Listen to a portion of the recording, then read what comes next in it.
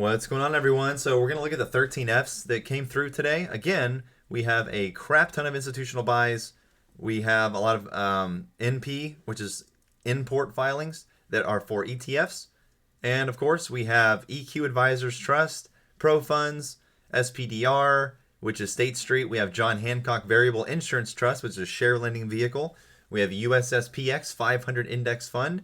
We have another Pro Funds, a fourth State Street SPDR midcap, Victory Variable Insurance Funds. We have another EQ Advisors.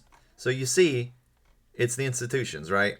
I mean, just before Thanksgiving, we had BlackRock purchase just over 2 million shares. So AMC, I imagine, has the same thing.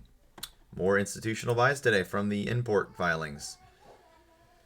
So I'm assuming it's the same ones too. Yep. So Victory Variable Insurance, BlackRock Variable Series Funds. That's a difference. We have HCSX ESG Growth Portfolio.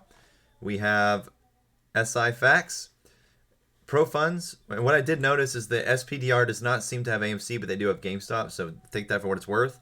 But we do have a lot of similarities showing up again with the ETFs. So it is what it is. That's the update for you.